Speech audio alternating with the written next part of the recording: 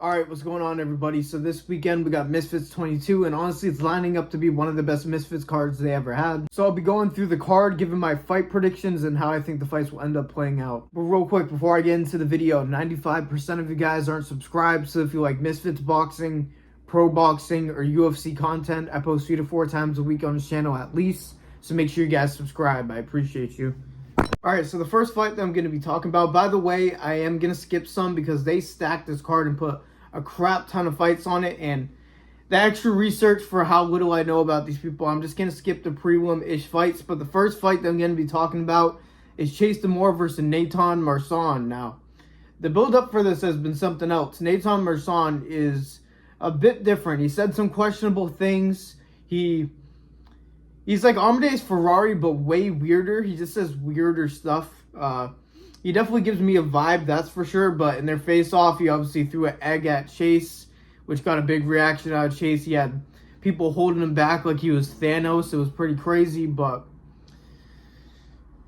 for Nathan Marsan, during the open workout, was just looking for Chase Demore. I think he threw like a couple punches, and the couple punches he threw were not very good. He's an MMA fighter, and he looks very, very stiff as a boxer. And we know Chase is, but Chase has been slimming down. He's been constantly in the gym, staying active, and he's been improving. So I don't really know how prepared Nathan Marsan is going to be. I think he'll bring a fight, but Chase will probably just be a little bit better to be able to catch him and knock him out at some point in this fight. Because say what you want about Chase, he's not technical, but he's getting better, but he has power and has always had power. When he lands, it's a serious issue. So yeah, I'm going to go Chase Demore knockout. I don't know how long this fight's going to be, probably 4 or 5 rounds. So I would say he knocks out Nathan Marsan in round 3. But I will say there is a real chance that something goes south. I can see that like Nathan Marsan does something to get himself disqualified. Just seems like that type of person. So yeah, I'm going to go Chase Demore here for sure. And Chase is just going to be a little bit better, a little bit more technical, and he's going to set up a straight right hand to finish his Nathan Marsan later in the fight. So yep, let's go Chase. Next fight is Amadeus Ferrari versus Raheem Paradesi. Now, Paradesi seems very, very confident in his ability and skills. And to be honest with you, it's not the worst boxing I've ever seen in the world. But he still looks like a beginner in my opinion. He's still not very good, not very fluent. But he does the right things right. It's just not very sharp, not very fast, not any of that. And he seems very confident that his edge in technical ability will win him the fight versus Ferrari, but I don't know.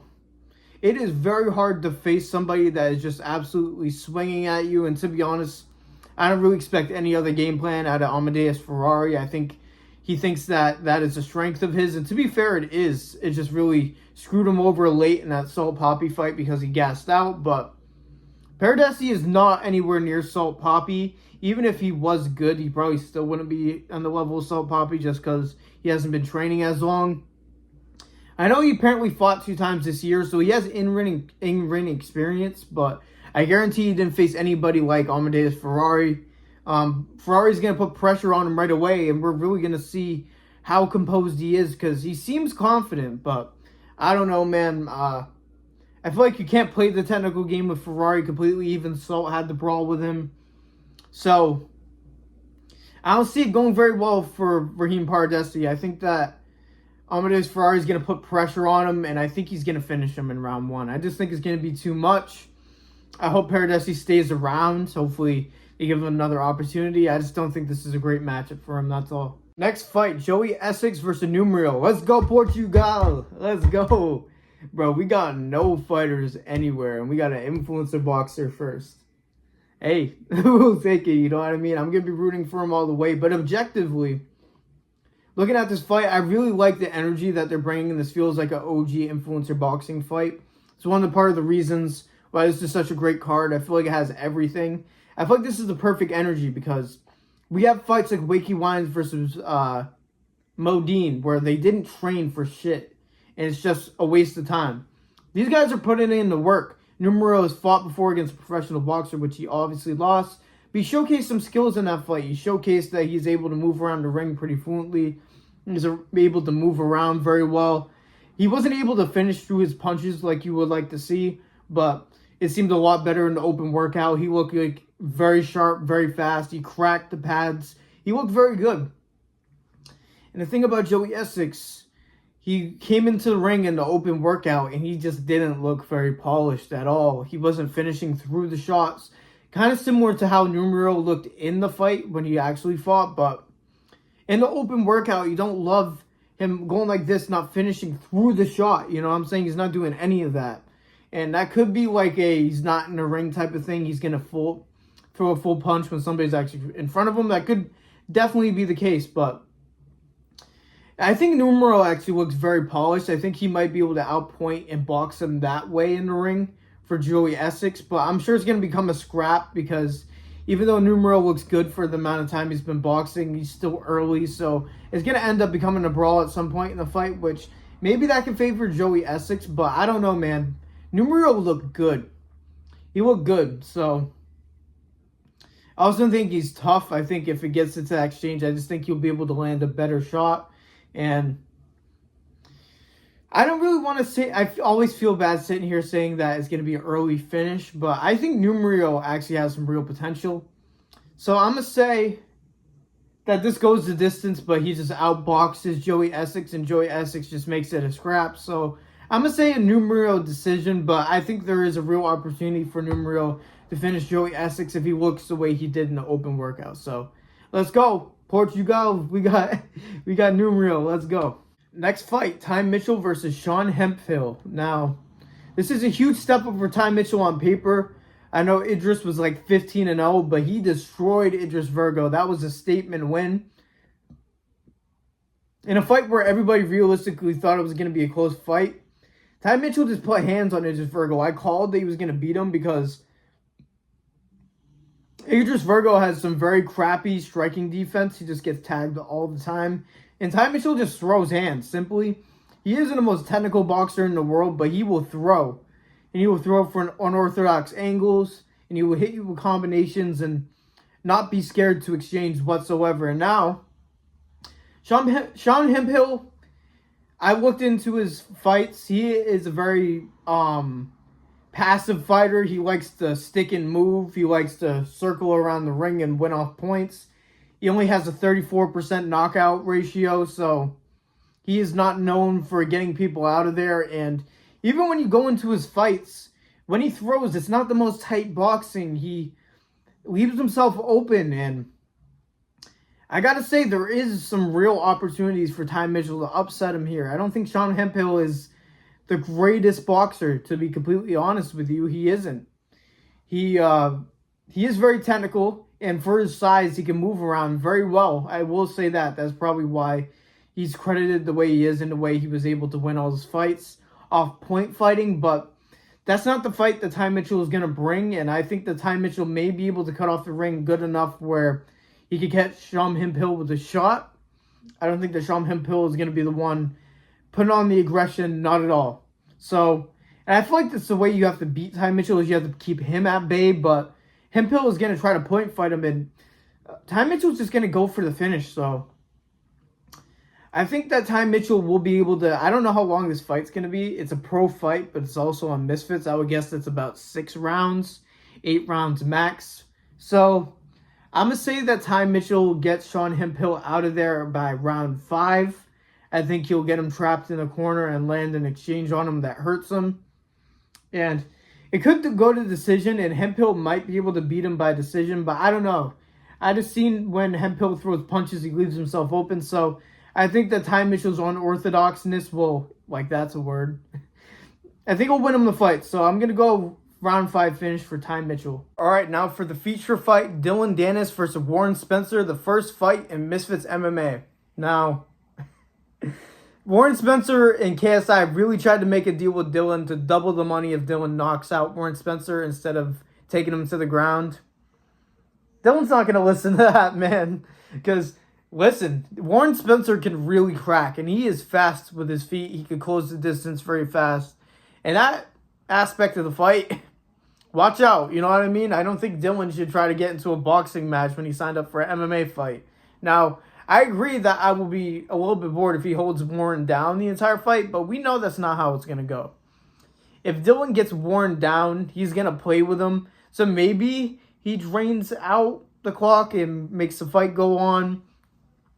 I could actually see Dylan Dennis doing that, just bullying Warren Spencer on the ground for however. I don't even know how many. I think it would be 3 rounds because 3 in UFC. It's not. Well, it is technically a title fight, isn't it? Fuck. I don't know. It's very weird if they're introducing a title, but I'm not sure because it's really the first fight. How are you going to make a title fight? But yeah, Warren's going to get taken down, and I would like to say round 1 finish for Dylan Dennis, but again, I think he's going to play with Warren. Dylan is literally a world-class jiu-jitsu practitioner. That's why Warren's like, come on, let's stand. And maybe Dylan stands with him for a bit, but I don't know. I could just imagine him bullying Warren on the grounds, like dragging it, like making it a boring fight because he's trying to be entertaining. I can see that happening. Let me know if you guys agree, but it's a hard prediction because I really could see Dylan at least playing around the first round. I'm going to say Dylan submits Warren Spencer in round 2. I say in round 1, Dylan takes him down and plays with him. I don't think he'll be able to play around with Warren on the feet just because how game Warren is and how fast he could close the distance. So I don't think we'll see a lot of striking out Dylan Dennis, even though I would like to see what he can do on the feet. It's true that it would be nice if he could prove something on the feet. But yeah, I'm going to go a round 2 submission for Dylan Dennis. I think that he will get like a heel hook type submission. And I can see him trying to injure Warren. Again, Dylan is a very suspect character. Even though I think he's great for Misfits, I feel like he's going to try to make a statement like, oh, I'm so scary, I can explode your knee. So I think it's going to be a heel hook submission. I don't think it's going to be a choke. It could be. But I can see him getting some crafty submission like that. So yeah, I'm going to go round 2 submission for Dylan Dennis. All right, for the co-main event, Super Salt Poppy versus El Kakuli, Tony Ferguson. Oh, God, Tony, what did you get yourself into, my man? Oh, now, for the off the rip, I don't think it's going to be a fight that's, like, done in, like, 30 seconds or something like that. Even though I think it's a one-sided fight, I think the Salt Poppy's going to be on the back foot, kind of letting Tony put the pressure on and let him go over eager, then snipe him with that straight left hand. Because he has some real power and precision on that shot. I don't think Tony's going to take one of his straight lefts. It'll either be the end of the fight or he's going down. Absolutely, at least. I can really imagine Salt just being on the back foot, staying patient, backing up, boom! Catching Tony. Whether the first one puts him down, I don't know. Will Tony come out like a crackhead swinging? I don't know. I think Tony's going to come out really high and tight and like trying to walk him down, all that. But I think the speed is going to be drastic. Tony has really regressed in speed. That's one of the main things that caused his losing streak in his UFC career. He just doesn't have that fast twitch ability anymore that made him so special in the UFC. And does it necessarily come back when he has heavier gloves on and he can't use his kicks and he has shoes on, can't really move his feet the way he wants to? I don't know. I know he had a training camp and we may see some fancy footwork out of Tony, but I think that's about it. I definitely think that Tony's going to want to put on the pressure, but I think that's also what Salt Poppy wants. I don't think Salt Poppy's going to be on the front foot in this fight. He's really going to look for the counter shot. And I really hope that Salt Poppy gets to showcase his skills and Tony brings some sort of a look to him where he can showcase that, because I think Salt's very, very good for an influencer boxer, and I see a lot of people disrespecting him like, oh, why is Tony facing this guy? What a waste of time and all that. So I really hope Salt gets to showcase his skills. He's definitely going to be showboating in there like usual, but I hope it doesn't end up dragging and he really shows that he's legit and he shouldn't be played with. So, yeah, I think, when is it going to be finished, though? Poor Tony. I think by round 3 he'll get Tony out of there, so I'm going to say a round 3 finish by Salt Poppy. I think, again, Tony is going to try to walk and cut the ring off, but Salt is going to be movement reliant, moving, getting out of there, not letting Tony trap him. And then right when Tony gets over eager, sniper, left hand right on the chin. I can see that Salt Poppy's going to work the straight left to the body while he moves. As the fight goes on, make it seem like he's going to point fight Tony, then all of a sudden, wham! So, yeah, I think a round 3 finish for Salt Poppy. People are going to be like, oh, he didn't finish him in round 1. But I think it's just because his game plan is going to be on the back foot. And Tony's not going to fight like a crackhead right away. Excuse me, acid reflux is so annoying for the people that can relate. But yeah, I'm going to go round 3 finish by Salt Poppy, and I really hope he can showcase how good he is, because I really think he is. All right, now for the main event of the evening, Darren Till versus Luke Rockhold now. Like the title says of this video, I think this fight is going to be even closer than I initially thought, just because how seriously Luke is taking it. And hey, yo, by the way, but the way he's taking the fight very seriously, he's been training with 2-pound gloves. I laughed at it in the other video, but apparently that's legit. And he's been training like extremely long rounds. He's been doing a lot of sparring. So I think that Luke Rockhold's going to be very ready to fight. And I think this could be a lot closer than people think, because Darren Till is good. He is very powerful, but he isn't incredibly good. And I think that Luke Rockhold will be better than Darren Stewart. And he's just simply bigger than Anthony Taylor. Maybe Anthony Taylor's skill at Luke Rockhold's size would be a different question. But somebody like Darren Till that is really trying to walk you down, put you into a corner, which I think is going to be the exact game plan for Darren Till, which I'll get to in a second. But I think that Luke Rockhold is also going to try to have that game plan and implement it, because he's long. And his best punch probably is the straight right. So I think that they're both going to try to push each other back, and I think it's going to end up with them meeting in the middle, and it's going to create some great exchanges. Could, on paper, Darren Till just absolutely clean out Luke Rockhold's jaw? Absolutely. That is absolutely a factor in this fight, because Darren Till cracks, and Luke Rockhold is known for having somewhat of a suspect chin, but I just feel like his defense is going to be pretty good. I think that he's going to have a high, tight guard that's really going to be protecting him. If anything, he's going to be susceptible to body shots. But I think the fight's going to go... I think it's going to be very technical, especially on Luke Rockhold's side. I can see him being very technical on his jab, moving. He actually moved very well in the boxing ring in his open workout. So I think he's going to be able to circle away from Darren Till very well, and better than his other opponents that he's faced so far. So I think it could be very interesting, the lateral movement. But a part of me wants to say decision, but Luke Rockhold doesn't have the boxing experience that Darren Till has, to the point where if Darren is working the body and then he sets up a shot to his chin, I think that Luke Rockhold is going to be very susceptible to that. So I forget, they really aren't very good at letting people know how long the fights are going to be. I'm imagining it's 6. It's 6 rounds because Darren was complaining about it. That's right.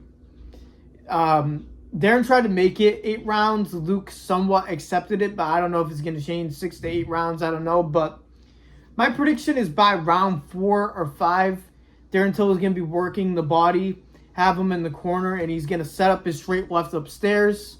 Whether it's a left hook, left uppercut, it's going to be his left hand.